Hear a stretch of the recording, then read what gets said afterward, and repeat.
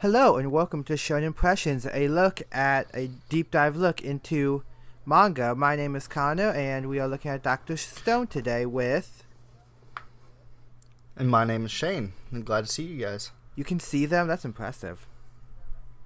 Well, I'm trying to imagine Trying to them imagine what they look like? listening to us. Whether like doing the lawn or whatever they do, just sitting on their lunch break listening to an hour video on Dr. Stone. Exactly. Dr. Stone, which is actually one of the, they're becoming more popular now, but one of like the few two-person manga, right?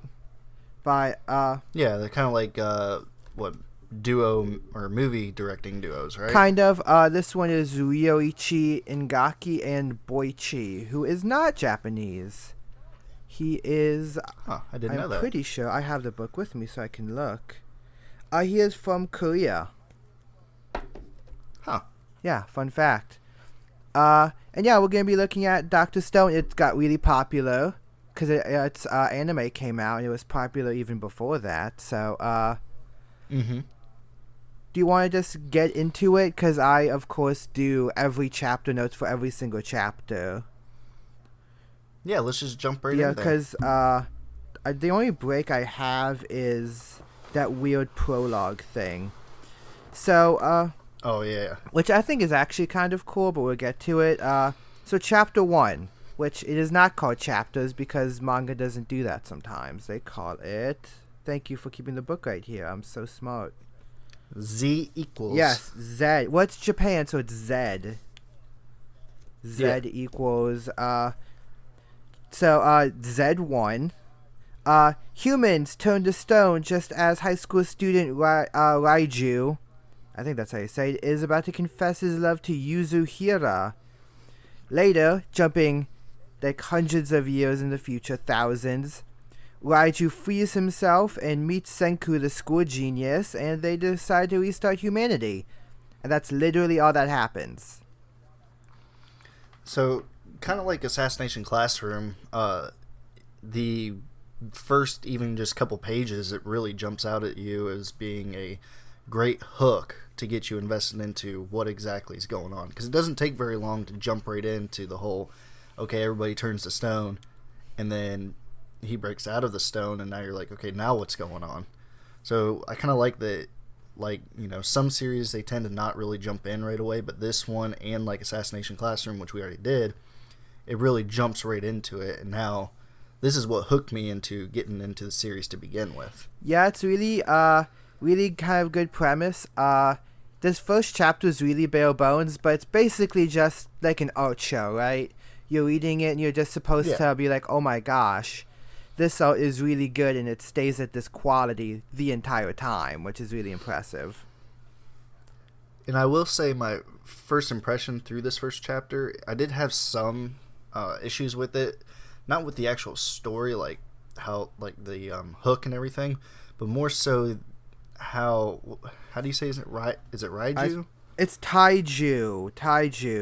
My phone autocorrected the first time. Okay, so Taiju, he just seems a little extra. He's very extra. extra. I mean, you know, that's just I was just a little unsure if I was going to end up liking him or not. And then the art looks really good, but I also think that you know, the art itself can be a little extra also, like the hairstyles. Yeah. But I mean, outside of that, I didn't really have any other issues going into this first chapter. Yeah, I mean, it only gets more extra because Taiju is just supposed to be like the most shonen, right? Mm-hmm. So chapter 2, we get a day in the life with Taiju and Senku. We find out Senku has tried to use nitric acid from the cave that they were close to free people from whatever ore that they are in, but says they need alcohol. Taiju mentioned how he found grapes to make wine with. They do so, and then they distill it, and after a year of trials and time in the wild, they are able to chemically free a bird. Senku asks who they should free first, and Taiju says it's obvious his love Yuzuhira, and sets up the mystery of why they were freed sooner than everybody else. And it has, this one really gave me that The Martian vibe of, we're going to use science to kind of like make this really cool and make it really compelling. See, I think that's what makes this series so unique, is that they really, I mean, they could break it down to more specifics, but they really utilize all the specifics of chemical compounds and stuff like that. I know this guy had to do, I'm honestly surprised because I did a lot of reading ahead, so I already read Our Time When We're Going to read Food Wars some. And it's kind of like on that book, they actually had to get a contributor. I'm surprised they don't have one on this, just for the science. I'd be curious to see if one of them has some kind of chemistry background, or if they studied chemistry at some point in school. That'd be not in like, young. Yeah, like, no, I got you. Lower grade school, but university. No, but Ichiro did Aishio 21 of all things. Which is interesting. I like that series. I haven't read it all, but I really like it. Yeah, it's really good. We need to read it at some point. Okay. They go to it because I'm really excited for it. Because I like football and you like football. They go to revive Yuzuriha, Taiju stops Senku because he doesn't want to revive Yuzuriha naked. He's a good boy. He's a good boy, and they decide to head to camp. Before they can go, a pride of lions attacks them. They run, knowing that they can't beat the lions to camp, so they revive Tsukasa Shishio, the strongest high schooler, which is also the most manga thing in this. Because he looks, like a giant, like muscle, like a weightlifter. He breaks free and then beats down Mufasa and says he'll protect them. Poor Mufasa. Taiju says they're the Three Musketeers. Senku says that without modern weapons, Shishio is the strongest person around. And the action lines, because I noted it in this one, the action lines look crazy. Like crazy, and they're good for both the comedy and the action. And I wonder, so there's lots of, this is not even about the manga, there's lots of theories about like Disney movies. Do you think it's possible that The Lion King is also a post-apocalypse movie? I guess it's possible because we never see humans in it. Because that's like a big Aladdin. That's a big Aladdin theory. It's like, oh my gosh, it's in the post-apocalypse, and that the genie and that the lamp and all of that stuff is all like ancient technology. And this is also post-apocalypse. Yeah. Huh. I mean, I could see it. My notes get shorter. Well, they kind of flow in and out, but they get shorter. Well, I'll tell you one thing that really struck me, I guess up to this point, was that, again, with the art. So, at times, and I know a lot of times it's for comical effect, but at times the art looks really, really sharp. But then at other times it just looks like, which, again, I know it's because of the comedy, but at other times it looks kind of just like lazy panel almost. Well, I don't know if that's good or bad that they can vary from so great to so kind of bland at the same time. Well, I think so. Something that anime has a problem with, that, even in ones that we like Full Metal Alchemist and stuff, that the comedy scenes in the show drag on, because when you're reading it in manga form, it's only supposed to be like 2 seconds you're looking at it. So the comedy doesn't actually detract when you're reading a manga, but when you're trying to watch the show, it kind of drags on. So that's always a problem. Yeah. Like, you see tiny little panels that you're supposed to think, okay, you just read that for a second.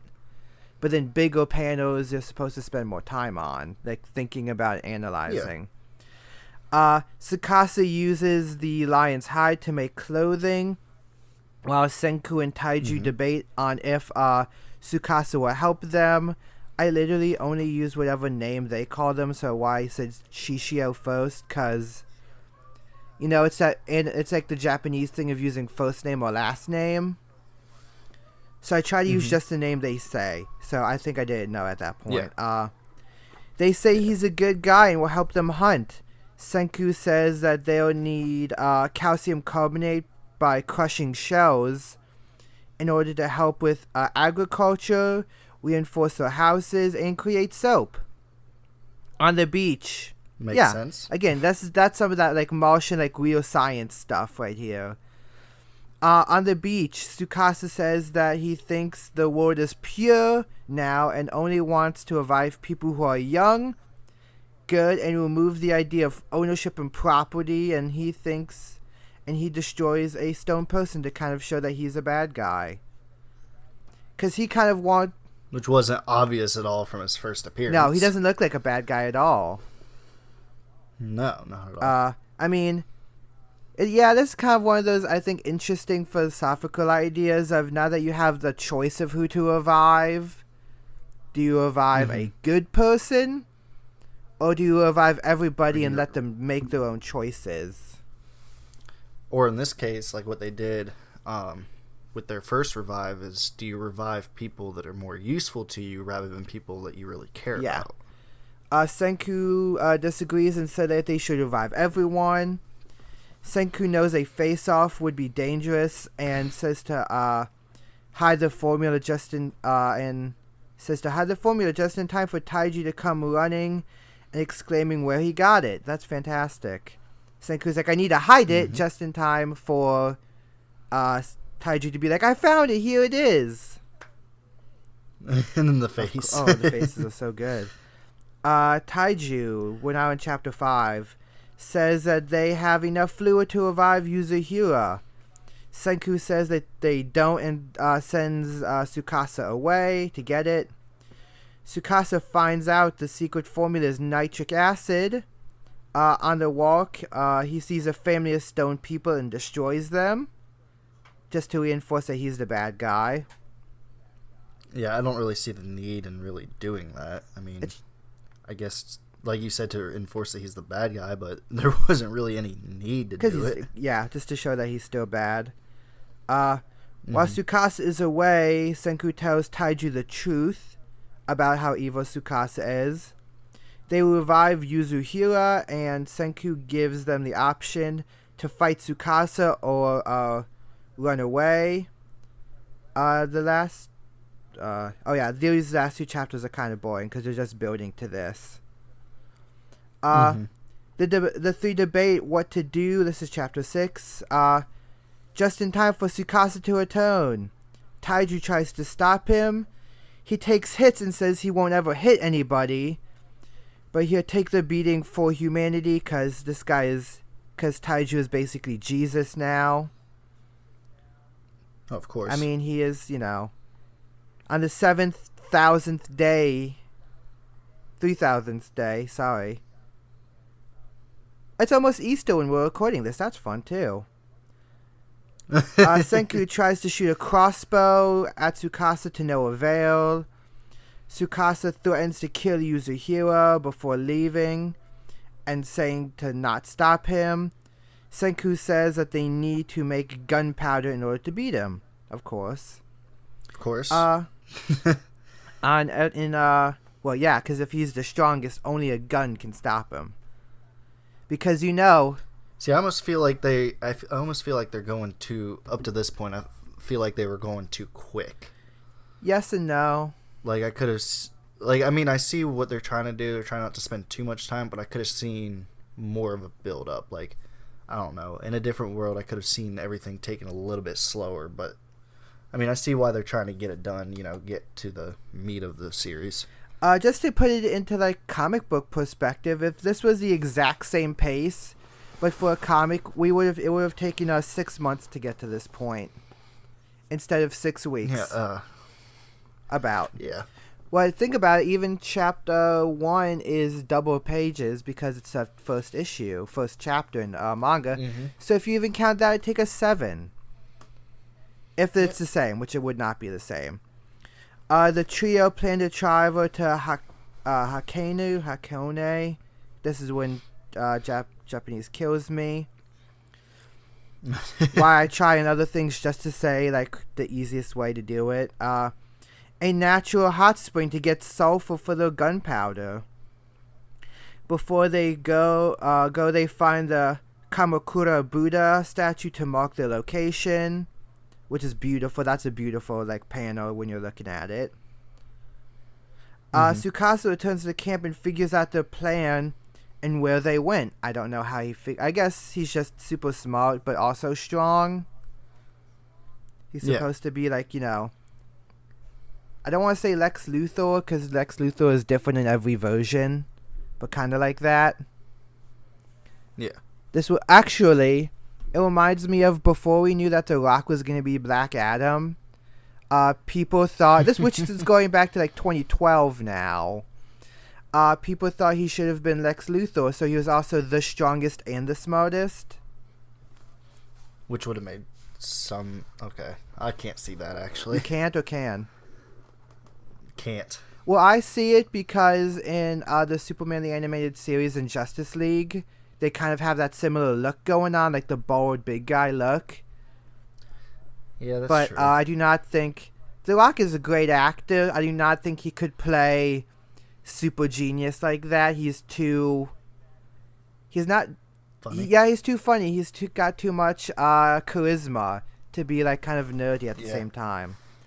Taiju and Yuzuriha talk in the spa. Taiju, which they're not in the same spa because it's not like that. Taiju says he'll tell her what he wanted to say after they save the world, because he was about to make a big declaration of love, and now it's going all Bakuman on us. Now it's like because if we were following him, this would just be like the chapter 1, right? Like if it was just him, that would be it. They make gunpowder in a fun cooking show segment, because this book does that a lot. There's another segment later, which I don't know if you could read or not, because I know you read the app, correct? You read it on the app? And I bought the volumes, which we'll get to later. Senku says that they don't want to try and kill Tsukasa if they can bargain with him. Oh, that's always a good idea. I know. They accidentally blow it up and send up smoke. As they put it out, another smoke signal rises.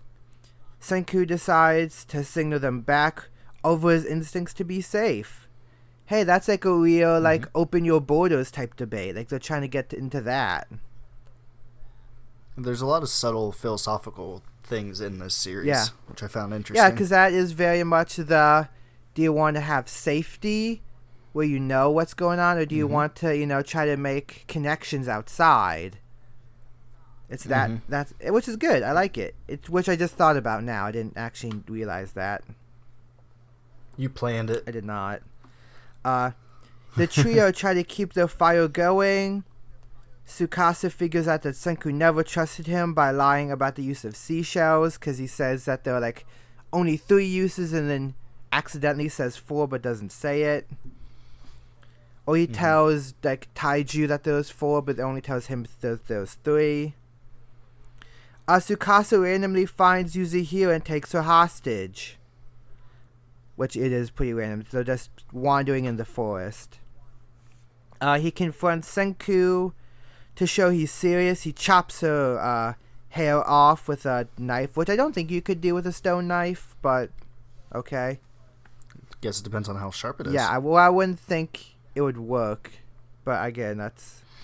Because think about it, there's no shampoo, there's no conditioner. Her hair would be absolutely, like, real mangy and knotty and stuff. Well, I guess she did... Well, True. no. Well, she did just... Yeah, shower, she did. Well, she was in a hot know. spring, so maybe that's wrong. Who cares? That's not important. Tsukasa says that Senku isn't rational because he cares for people, and to tell him the revival formula. Senku does. Tsukasa does something with his spirit and knock Yuzuriha away. Now I cannot remember what that is. I think like just hits her with the back of it, but didn't look real well drawn. Now it's losing me on what that was, because I took these a while ago. Because this was supposed to be the first one we were going to do. Yeah, we ended up doing Assassination Classroom. I know, so it's been a long time. Taiju sees more smoke signals go up. We get We get a panel of a woman in shadows. Ooh, very spooky. Ooh, spook. You're about to say the same thing. Yep. Tsukasa begs Senku to make him not kill Senku. Taiju hears them, speak and runs off. We get Senku's history. We see him want to get into space, and he's got a Gundam. I'm so excited. Because he has like a little Gundam figure. Yeah. His father sells his car just for Senku to get science supplies, which is great. We see him get test the rocket and meet Taiju, who protects him from bullies. It's very sweet. I love all this. In the process, Taiju brings in Yuzihiro from the Arts and Crafts Club to make passengers for the rockets. It shoots and explodes in the atmosphere. And then there are 3 dolls that are just floating around. In the present, Senku says he can't give up on science. Tsukasa laments having time to kill someone who was his friend or could have been, and Taiju arrives at the camp. And an even better scene is we see a possible life where Tsukasa joins the 3 before the Stone Age happens, the new Stone Age happens. It's really sweet, and you're like, aw, this is like one of those real, like, they could have been friends type deal. Yeah. Which almost makes me wish that we had more time with them before Tsukasa reveals he's the bad guy. Yeah, I think I would have liked that a little bit more. Like, if he would have kind of developed and schemed a little bit better. Well, not even, like, scheme, just not have, like, he's not trying to do anything, just trying to survive with them. Taiju arrives to see Senku die. Taiju gets so mad he throws a rock. Tsukasa is confused and looks at... Because it's not like a little tiny pebble. He throws like a giant rock. Which is funny. Tsukasa is confused and looks at Taiju. This gives Yuzuhara a moment to throw gunpowder in a real feminist way. Which I mean that this book is being feminist. Because it's giving her something to do. Because Tsukasa didn't think that women would actually help in a fight. Which is a fun reveal. Well, that's a fun reveal, right? That Tsukasa's so like close-minded that he wouldn't think a woman would help when, of course, she is about to die. Why wouldn't she help? Yet another subtle thing. Well, I guess that's one of those. This is one of the good stories. Let me finish this chapter real quick. It dusts. This is dust. Tsukasa, as the rock falls, causing an explosion in the powder because it just sends up dust, and then the friction of the rock hitting the ground causes the spark that makes it go boom. So, yeah. Boom. So, politics. We don't want to get too political, but this is one of the good ways to do it, right? Because it's just telling the story. Yeah, but it's doing all of it like subtly. That way, it's not too in your face. But that you're not really, like, enough just for you to really kind of think about it, but not to detract from the story itself or to make you think that it is a political story. Yeah, it's not saying women can help out in war and stuff. It's just saying, look at this one woman doing something very cool and useful. Maybe they should join your military. Tsukasa is not injured. This is chapter 12. Which I haven't even been going. I've just been saying. Because this is, unlike Assassination Classroom, this is more like a regular manga where it's all one story the entire way through. Yeah, Assassination Classroom is more of a, different story each week, but still has its arcs in there, a few things connected, but it's really one that you have to break down chapter by chapter. Yeah, it's kind of closer to because I'm watching through a lot of sitcoms. It's kind of like more of like a sitcom-y feel, right? Where there might be an arc in the background to like where these two people get together kind of thing. That's not literally Assassination Classroom, but like that. and then you have like individual stories just to be with the characters. This is more all one story. So Tsukasa not injured. Taiju and Yuzihiro run and get away. Taiju tries to revive Senku, but Yuzihiro said he sacrificed himself. We get a flashback to inform us how Senku would save everybody, just to say that he wouldn't sacrifice himself, which isn't that nice that we get that. That's like backfilling. Like, no, he wouldn't do that because of this reason that you didn't see. But that is countered by Yuzihiro noting how Senku always makes like a gesture, like trying to crack his neck. And they think back to why Senku kept messing with his neck, and we see a piece of stone that protected him. Which... Interesting Yeah, reveal. that's one of those, like... We haven't gotten to One Piece yet, but it's one of those things where I don't know if... Well, with One Piece, I'm pretty sure he would not have known. But... Because, anyway, we'll get to that when we eventually do One Piece. But in this, it feels more like he just realized he kept drawing him like that. And let me make that a character thing later. Like we are Discovery writing. They use the fluid and break the stone and it wakes him up. Just as it begins to rain. And that ends the prologue. Which, if this was a novel, is a very long prologue. Epilogue of the prologue. Well, every epilogue's a prologue. You haven't... Because, how far are you in Castlevania?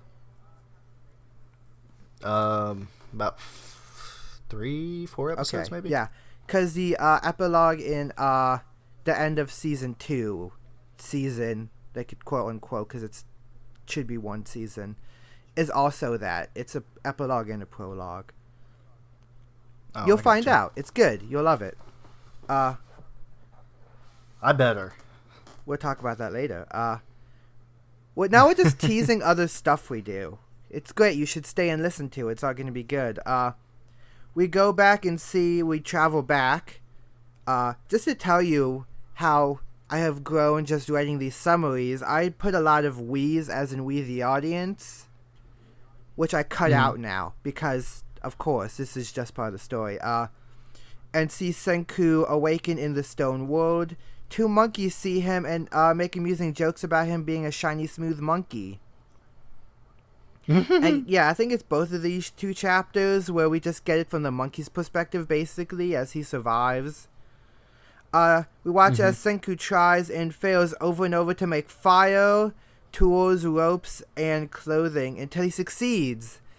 And all very it is very funny. Like, I jump past it, but it's hysterical. Because he's like, look at me, clothed monkey now. Yeah, he's like, I have fire. What do you guys have? It's so good. Senku builds his house and tries to figure out how to replace people from the release people from the stone.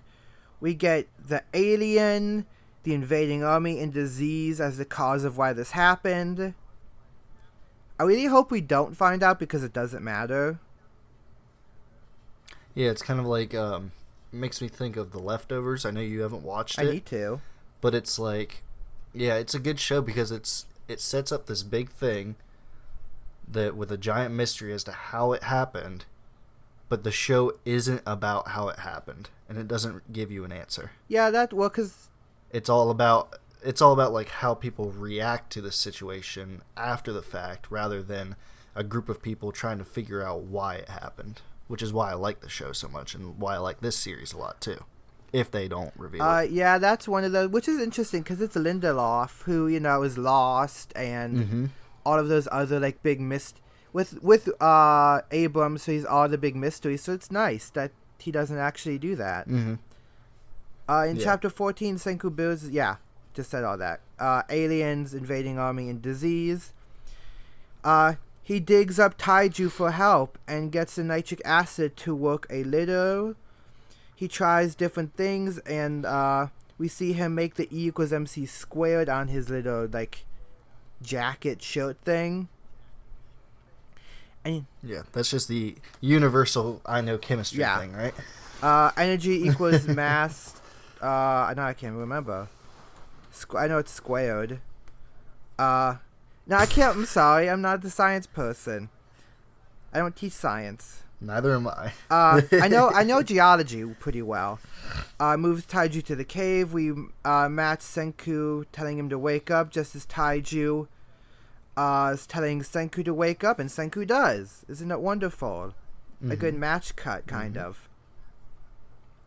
Chapter 15, Senku is alive. Ooh. Yuzahiro makes a cloth of science with a spaceship on it. He uses it as a neck brace, and Senku tells Yuzahiro his idea and tells Taiju to go back to Tsukasa and act as a spy, while he goes and builds his Society of Science to oppose Tsukasa's oppressive regime. They split off, but we'll see each other again someday, and that is like the biggest... That's one of those big changes that manga doesn't do very often.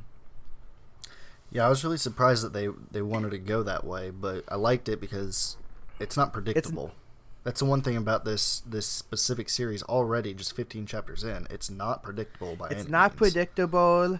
It really wants to, like, shake it up, and it really, like, you know, you could kind of guess how if he stayed with, you know, if they all stayed together, it would go. But it would, like, really works well. And they also tell, the plan is to tell Tsukasa that Senku is dead.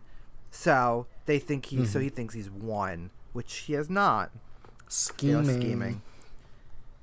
You haven't, oh my gosh, you haven't even gotten to the best part of Castlevania yet. I'm not going to. It's in season 3, so you have a little bit. We meet Kohaku, a girl, which I only have to write because you have not seen Yu Hakusho, Inuyasha. You haven't seen Inuyasha, but Kohaku is like the brother of one of the main characters in that, and so it was always weird for me. Oh, I got you. She confronts Tsukasa and tries to kill him, overslaying because she watched him kill Senku. She holds him off. We find out she was born a couple of generations in this new world. Tsukasa drops a tree on her to make his escape. Senku finds her and creates a pulley system to save her. Kohaku says she has fallen for him because we're doing that fake out. Yay. Kohaku clarifies she just wants help because you can't do that because this is so manga is a lot like sitcoms where you can't have the main couple get together because the entire point is that you want to see them together, which is an interesting take on this because most other series they would just have them together. Yeah, well, kind of. It's like I could use that reference because you haven't seen Buffy yet. It's not a reference, it's just something Joss Whedon said, where it's like, if your main character is happy, nobody's watching, so your main character can't be happy. Which is true. We find out Kohaku goes to the spring to get water for her sick sister, and uses it as training, because it's like a giant pot. Senku builds a cart, like a Mario cart, to help her, and we see the village of 40 people. And they all get names. Like, we actually see the village and they have names. Oh, yeah, that was an interesting panel where they actually showed all the names. Yeah, it's like 2 pages. Kinko and Grinko, whose name I will constantly mix up throughout this, because they are just... Which I will do, and I will mix up who is who a bunch of times as well. Because I have made a note in my notes saying, this is where I finally figured out who is who. Because until then, they're basically, like, interchangeable, really. They show up, and before Kohaku fights them, Senku uses soap to make bubbles, and it's great. Because they've never seen bubbles before. They think they're bad. Well, if you've never seen bubbles before, and you just see something float, and you're like, oh my god, what is it? Let me kill it. Senku says they're perfect, but wonders how their ancestors got free. Kinko and Grin. Yeah, I'm already doing a Grinko. Called Chrome or Crom. I always assume it's Chrome, like you. Crom. Yeah, I don't know. Yeah, Chrome, the village sorcerer.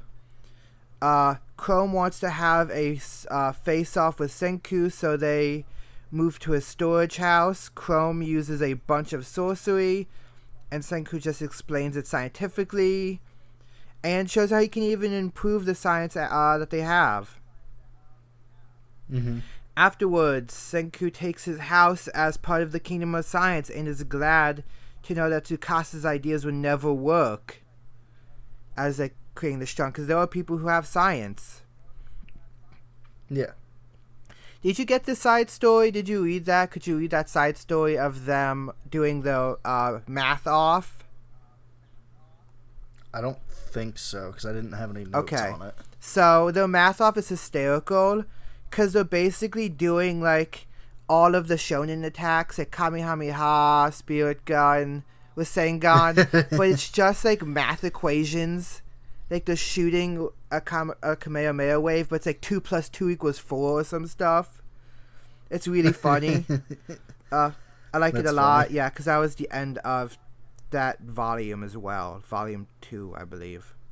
Yeah, that'd be volume 2. Or 3. Yeah. 2? Yeah. I'm getting, like, well, I've been reading so much manga now just for this that I can figure out, like, where they would be without even reading.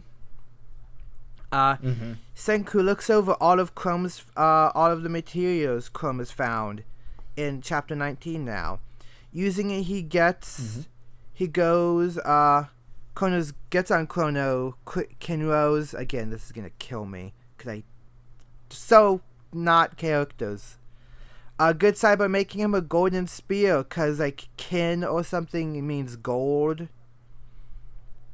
Why are they using gold? That could end up being currency later on, dang it. Because I don't think it's real gold. Like, he basically has the spear, but then he, like, dips it in gold. It's gold-plated. Still, though. Kohaku meets her sister Rui. Rui notices that Kohaku did something reckless and tells her to be careful. Chrome tells Senku that he became a sorcerer to help Rui because she's sick and we don't know with what yet. Senku tells Chrome all about the world long ago. Chrome is overwhelmed and says he'll help build this kingdom of science with Senku and save Rui. It's great. Even though I think realistically, if somebody as primitive as him was told all this stuff, he might have had like a brain meltdown. Yeah, try to explain an iPad to somebody. Like, okay, so it is a tablet that allows you to go onto this mythical place in the ether to pull information, and you can watch plays that someone else made and is recorded. So recording is when you keep it as a record, but it's like you can watch it, you can actually see it. Like trying to you'd have to go into so much detail just to get to that point. Okay, so you know space, you know that black stuff with the stars up there? We made something. We made a boat that goes up to get there. Oh my gosh, I would actually love to like try to watch him explain that. The village people and elders debate what to do with Senku the outsider, and get mad at Kohaku for bringing him. Back with the new trio of Kohaku, Senku, and Chrome. They begin to search for materials to make a panacea antibiotic. That's one of those. This is very specific things. Well, I don't know if a panacea is another word for antibiotic. I don't know that. During the trek, Senku discovers that the Earth has tilted due to the changing position of the North Star. They also find magnets and iron stones, which is cool. Which I do not know if the Earth tilting is also a mystery, like the stone people. Well, I mean, it could have something to do with it. Yeah, I don't know if it's either that, like it's part of the mystery, or if it is another mystery, or if that's just what would happen given like the thousands of years. While searching for iron sand, the group runs into Suika, a child with a watermelon for a head. That is also a very manga thing. I put that this is the most manga thing. I think it might be. Watermelon to the head. I mean, also Tsukasa just being Tsukasa, because you wouldn't get that in like real life. Yeah. They collect the materials. During this, Senku realizes how many words and stories the village knows, but shouldn't, which is really smart. They say Rui tells them, like she knows them, and this gets Senku interested because how would she know all this stuff? They begin to try and melt down iron and fail. Senku says that they can help with getting information on the villagers. Doing this by getting information on the villagers in order to blackmail them into doing it. Based on Soika's information, the people want better food, because of course they do. They don't even have, they can't, again, just reading Food Wars, where there was some outlandish stuff that they can make. They don't have any of that. In that, there's, the most thing that I think you would love the most, which is, a breakfast thing that they make, which is basically just, hamburgers with, a single egg on top, and that is it. And I think you would love that. Or they do a thing, it's, bacon-wrapped potatoes. Oh, anything bacon. It's bacon-wrapped potatoes that is soaked in, pig fat or, beef fat to give it that taste. Just all sorts of stuff you'll love in that. Now I'm hungry. Oh, you're going to be so hungry when you eat that. When Senku sees Foxtail, he gets an idea. After a long process, he creates Stone Age ramen and takes it to sell outside the city. It's a good note ramen to say that's not as good as today's standards, but wonderful for the people then, because it's not going to be going to... It's not going to even be the 1 minute ramen you can buy now. Where they're a ramen shop. They are a ramen shop. While enjoying ramen, someone slips up and says that they want a soda. We find the mentalist Gen Asagiri from the old world. The village helps Senku make iron, and Senku figures out that Gen is with Tsukasa. Gen says he'll side with Senku because the war has gotten interesting now that iron exists, and he wants soda. Which he should be super fat because he wants soda so much. I guess not. That's I'm true. not fat. Well, I say that. I don't drink soda, so... Not because... Anyway, I'm not getting into that. It makes me burp a lot. All of those bubbles make me burp a lot, and I just hate it. It burns my throat because apparently I'm an old person now. You'll fart? Yeah. I actually don't fart a lot, which is funny. Senku reveals he wants to use iron to make a power plant, and he's in luck as a storm comes. The team gets into action. They melt down copper and create a cast using a bridge board. Gen runs interference as the villagers want to attack, and the team wraps copper around the iron and go to a barren hill. Kohaku uses the golden spear to jam it into the ground just as lightning strikes, so they can have electricity now.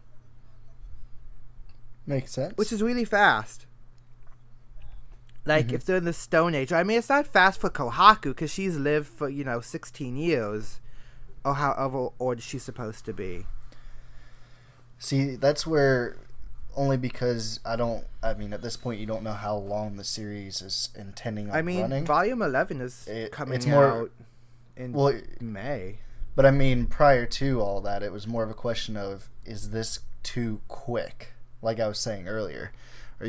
Should you be just taking your time a little bit slower and developing this world, and you can make this series last for a long time, or are you trying to get to some other type of end game? Are you trying to make it a series that's not super long? Or do you intend on spending more time in a specific era? Because it just seems like even by we're on volume 3. Already by volume 3, we're working on a power plant. Yeah, because I guess we don't know where it all goes. That's what I'm just saying. Just reading it, though, it seems like it's just a little quick. It does. But we don't know why. to be fair, the next thing we're doing is already over by this point. So, True. There you go. The Kingdom of Science bands together to use magnets along with the copper sheets to make a dynamo and even a light bulb. And the panel where they actually make light is spectacular. Like, call him Edison. seriously. We jump back to see Tsukasa revive Gen and give him the mission. While Gen is out, he is attacked by someone and left for dead. Senku. Period. Senku and the kingdom get him back to the lab. Senku wins Gen over by saying he'll make soda. Gen goes to Tsukasa and tell him that Senku is dead officially. We find out that Magma, one of the village brutes, is the one who attacked Gen because he thought Gen was Tsukasa the sorcerer.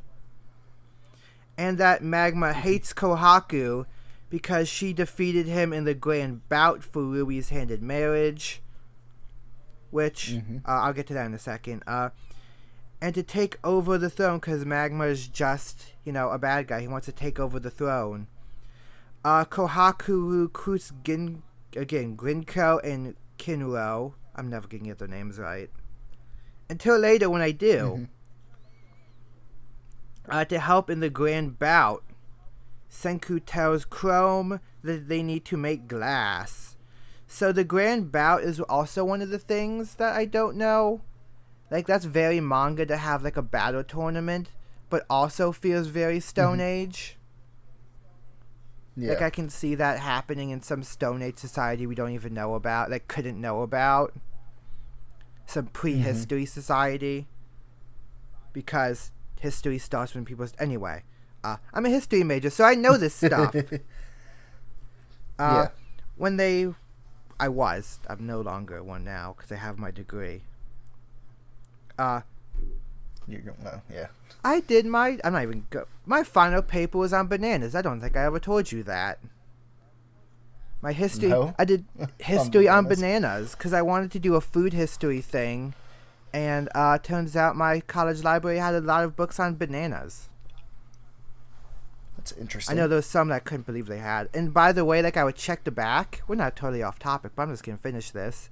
I would check the back and see that it hadn't been checked out in, like, since the 90s or, like, early 2000s.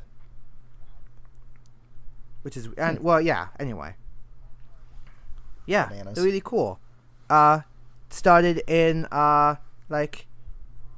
Oceania region. Like, that region, Polynesian region, then made it over to... How'd they come up with the name banana? I don't know. That I never looked into. We find out that Suika is a girl and wears a watermelon in order to see, because she has the fuzzy disease, which is one of my favorite things in this book, the fuzzy disease. Fuzzy. Senku explains that she has nearsightedness, and that they made glass and fit them into her watermelon, and she gets to see all the beautiful sunflowers. And it's great. I love it a lot. I love that they come up with the idea for glasses. Because, of course, that's a thing that would have had to have happened in prehistory. Oh, yeah. I mean, it makes sense. And we just never think about it, so it's great. What the heck? Oh, man, this jumped me way up. Gosh, dang it. Stupid iPad. You should be on what, chapter Yes, 28? I am on chapter 28. I'm finishing it up. In training, Kohaku tells Kinro and Grinko to work on perceiving distance. And Kinro confronts his brother, who also has the fuzzy disease.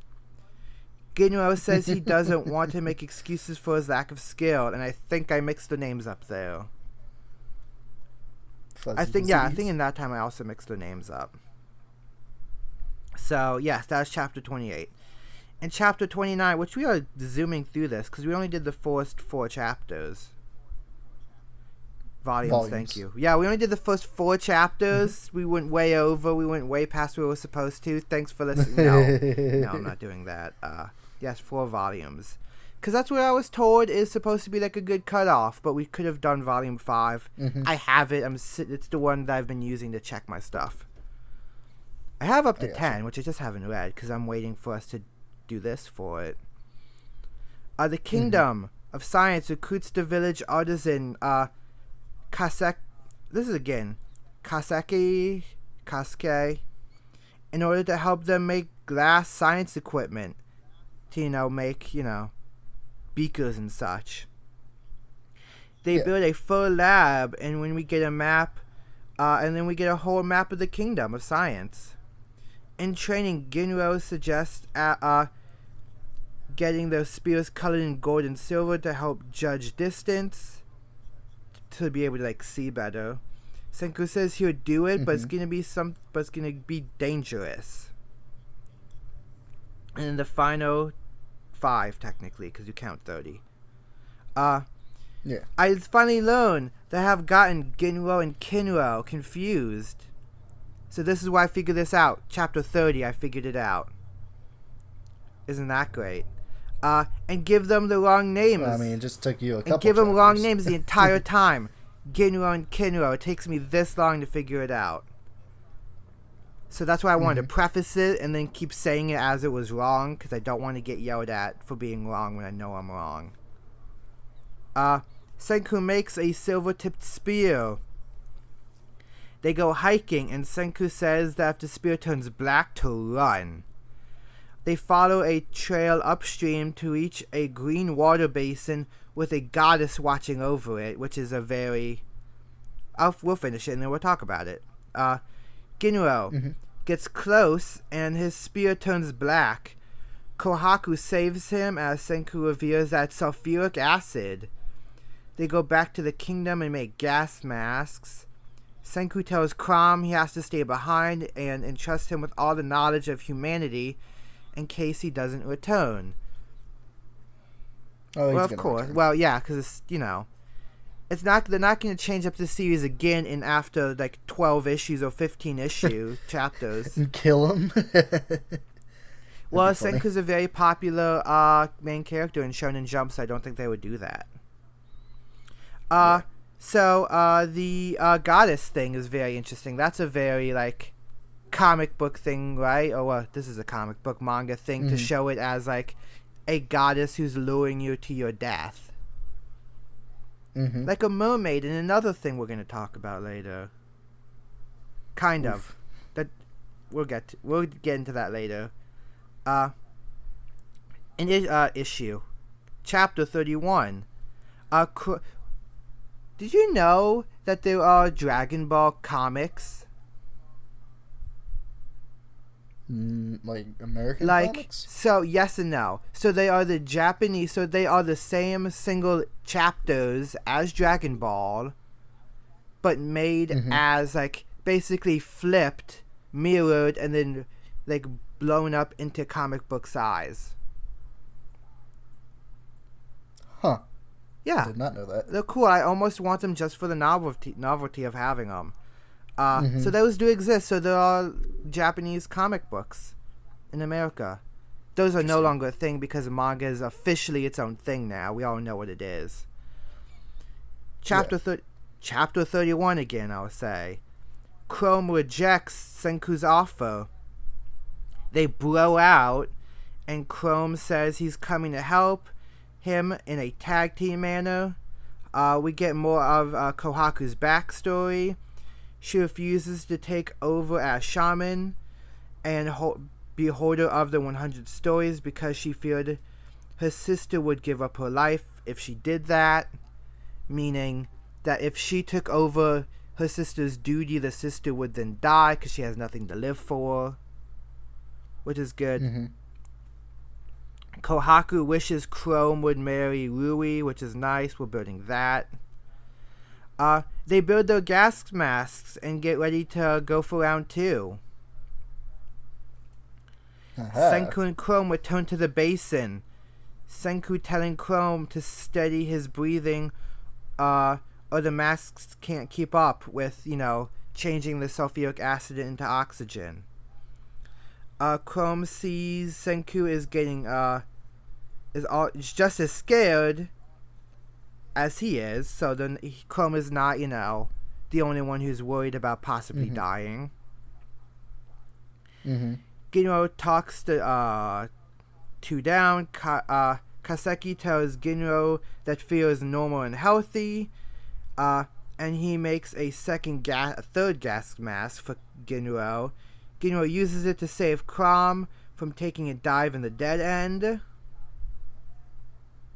I felt really clever for that, but never mind. They get sulfuric acid. I think they even had that, like, Legends of Zelda do like page look to it, I think. Yeah. I like how it's both like, I like how this is also kind of like a video game, like it's structured like a video game. Like it says whatever it is acquired. So I like how it's a video game because they're basically doing that video game thing of, okay, we need to do this. So we have to get these 3 artifacts, but the 3 artifacts are just actual scientific things. That's really fun. I really like that. The Kingdom of Science makes everything they need for the panacea except alcohol. Koski says the winner of the bout gets alcohol. Great, they need to win that. Yay. That's also really convenient, right? That they need alcohol, and just by winning this thing, they'll get alcohol. Sure. On the day of the grand bout, Senku enters his name. We lead Ginro as a way to fix some of the fights, so he can win. Ginro can win. And enters the village. Rui says that she knows him somehow, which is interesting. I'm interested to see where that goes. From past from years and years and years. Yeah, ago. so I'm interested to see where all this goes. As we reach chapter 34, the end of volume 4, Rui and Senku meet. Before Rui can ask Senku his last name, she collapses because she's sick, remember? With the generic disease that I guess, like, with the fuzzy not disease. fuzzy disease, that's just when you can't see. Yes. Kidding. It's just she has, like, Disney parent disease, right? Just random disease to have him not be there. Magma thinks that he won't have to wait too long to take over the village, because when she's dead, he can take over and do stuff, I guess. Why would you want to take over a village when you're like the Stone Age, when you can't do anything? It's not like taking over a country or a state. You can't do it anyway. It's fine. It's actually not a problem. They draw lots for the bout, and the main event is up first with Magma and Kinro. So that's like the big... They're already having like the final fight in the beginning. Senku suggests they bulk up with a combination of ingredients. Only... It is. Steroids. I can't remember what it is. I think I wrote it. Only Ginro at all of... I can't remember what that means. Suika goes to the river to get more of whatever the ingredient is. As the tournament starts, a Weasley guy says Suika is drowning, which I love this debate of Kohaku runs off to save her, even though because it's someone who is a liar, like a known liar, but they don't know if he's lying or not, which is a really great, like, it's really clever, right? Because it's like, they could be lying. This is a guy who has lied before, but also, what if he's not lying and we're just gonna leave our watermelon-headed friend to die? Like Usopp and Yes, monkeys. only that is way more interesting than this is. And we'll get to that eventually. If she doesn't return in time for her fight, she is automatically disqualified. Kinro and Magma start the match, and Kinro says he'll win it for his friends, because this is still a shonen manga, so don't forget the friendship. And that is the first 4 volumes of Dr. Stone, and it is really good and really compelling and interesting, and I cannot wait to read more of it. See, yeah, that's a good thing about it is, we were talking about how Assassination Classroom really keeps its quality up for the most part. It does have a few arcs that are a little bit down compared to others. But where we left off in Assassination Classroom, it was really starting to look more towards the uptick of things. And I think in this case, Dr. Stone, up to this point, I would say is probably better of the two, only because it's more consistently great. Yeah. Chapter yeah, by it has chapter. like a singular goal that you're reaching to. So it kind of can just keep that quality, and I love all of the use of science and the use of parody. Because I blaze through stuff in that, but all of the science stuff being, parodies of different kind of TV shows is always funny. Characters and designs great. Writing solid. Yeah, it's really good. I really enjoy it. I'm excited. Yeah, I think it's got a lot of potential going forward, and as far as what they can do with it. But like I brought up earlier, my biggest question is whether or not he's going too fast with what he's trying to tell. Which again, it's we don't know where the story's going. If there's like a certain goal, certain time period, or certain slowdown point that he's trying to get to. But my one thing is that if he was trying to make a series that could last a long time, he could have stretched a lot of this out and, slowed it down a bit and had some great stories before you got to them finding metal or them finding gunpowder or them electricity, finding whatever it is. Yeah. But again, it just depends on where it is he's going to be taking. Yeah, because it could be very easy to say, okay, you're going to have the final battle with Tsukasa's group and your group of science. Say that science is the best, because that's what the book is saying, that science is good and necessary and you need it. But then you could also be like, okay, we've stopped the bad guy, but we still have to help humanity and bring them back. That could go on for another 10 volumes possibly, right? Like it could go on forever. Yeah. And there are characters I know we haven't met yet because I've seen the covers for the volumes that we're going to read, and I'm like, we haven't gotten to him yet or him yet. Yeah, so I mean, there's a lot of story there to tell. I'm just more curious, like this is, the first 4 volumes is a perfect setup, or a perfect example of 4 volumes really getting you engaged and interested in where this story is going. Oh, that's a spoiler. I was just looking through volume 5, and I saw what's actually going on with, I already forgot her name, which is really bad of me. Suika. I found out what's really going on there, and I'm like, oh my gosh. I can't read that yet. I'm not going to spoil it.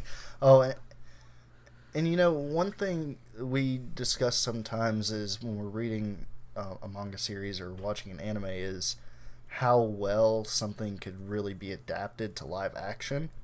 Now, aside from certain elements in the series, this is probably one of the few series that I've read that really feels like it could be adapted in either Japanese, American, whatever that may be, in a really strong way without having too many issues in adapting. Yeah, because again, I brought up the comparison to The Martian, and it feels exactly like that, right? Where it's a group of characters that you really enjoy just watching be smart. Like I'm surprised actually that Aaron Sorkin didn't write The Martian now that I'm thinking about it, because it's just characters being smart. And that's what his stuff is. So, yeah, it's basically that. It's just these characters are smart. Watch them be smart and do stuff and learn while you're entertaining. Yeah. I would say the main difference is that if it was in Japan that they made it, they would not hold back the hairstyles. They would give them as manga accurate, as anime accurate as they possibly could. Well, and that's another thing, though, is like, it doesn't matter where you adapted this, it could work no matter which country you were adapting it in. Yeah. There's not and it doesn't have anything that's too crazy that it wouldn't be something simple to adapt. Like there's some stuff I didn't know we were gonna get into this talk, but like I think the only thing you'd really have to change is Suika's watermelon head to probably be like, you know, just a cap or something, not a full, because that's what it is. It's still a helmet, but just covers her whole head because you can draw that. It'll just basically be like a half helmet to do the same thing. That's the only immediate change I could think of. Anyway, but I don't know. I haven't kept up with the rankings lately. Like, I don't know if this series is still going strong week to week, and I don't know how it was exactly back during this time. But I mean, like I said, in comparison to Assassination Classroom, which I really like Assassination Classroom, but these two are two very different series. I just think this one specifically holds up a little bit stronger than Assassination Classrooms does at this point, like this many volumes in. And I think that's good telling of a great series or great potential for a series. It holds up on a moment-to-moment, chapter-to-chapter better than Assassination Classroom does. And when we read more of it, maybe I will support it, but maybe Assassination Classroom has the better, like, just overall feel. Like, you know, going back to that, like, I'm blanking on the word. Sitcom. There we go. Sitcoms. Moment to moment, they're not always great, but you can look back and have a really great thought of them. Even if they're individual duds, where this could be strong overall, but be like weak in points that make you not remember it as much. Well, so going back to the whole, I was, questioning as far as how the rankings were looking and everything. So I was actually able to find the last couple weeks of rankings because I was just curious. And it looks like Dr. Stone, this current week, the week before was third. Before that it was 1. Before that it was third. So it's part of the new big three, basically. Fifth, third. So it ranges between 1 and I would say it averages about 2 or 3. Okay, so yeah, it is in like it's part of the new like big 3 or big 5, basically. Yeah, so I mean, if you take out One Piece, it's fighting with Haikyuu, My Hero Academia, Demon Slayer, and Black Clover, maybe Demon Slayer, Black Clover, all those. Because I know Demon Slayer got really big last year because its television show is like really popular, which I've never watched, but I'm sure we'll get to that eventually. So like your top 5 are usually Demon Slayer, One Piece, Dr. Stone, Haikyuu, My Hero Academia, and maybe Black Clover. I think it just depends on the week. Anyway. But yeah, I mean, it's good to know that, that the series is still popular, holding up. Yeah. That's the only thing that I worry about with these series is that, a lot of times they can have a really good first quarter or first portion and then kind of just fizzle out, the longer it runs. But seeing that it's still popular, I think that's good telling for anybody that might be interested in reading it. Speaking of shows and books that fizzle out, Tight Kubo is coming back in a strong way, and we can get more into that next time. But I figure with him coming back, him making a big return, I think we should look at his very first. He's one of the few manga authors in Jump who has had multiple series. I think we should go back and look at his very first series that many people I don't even know it exists, Zombie Powder. It's short. It's only 4 volumes, only like 25 chapters long. Let me check my note. Yep. So yeah, we're going to come back a couple weeks with Zombie Powder by Tight Kubo. Do you want to take in the outro as I confirm how many chapters this book has? Yeah, so we'll just be going over that. Zombie Powder's series will be our next one. Like we said, each week we try to switch it up. So if you're looking forward to listening to our next couple volumes of Dr. Stone, that'll be coming in the next couple weeks or so. I'm not exactly sure on what our dates are. But if you guys are really looking forward to it, we might be able to switch things around a little bit. It just kind of depends on my schedule. You guys are liking it so far. I got my schedule. We can do that. Well, where did I put it? Continue. Like, comment, subscribe, all the fun stuff. Yeah. If you guys have any questions or comments regarding your own thoughts on Dr. Stone, or if you have any questions that you have for us regarding Dr. Stone, anything that you would like us to address in a video, we can always do that as a companion video to this, specifically for those Dr. Stone questions. So feel free to send those in, and you can send those to our email, which is towercitymedia@gmail.com. Follow it. And that's in the description. And make sure to follow us at Tower City Media on Facebook, Twitter, and YouTube. All the places, just all the places. And I think that is it.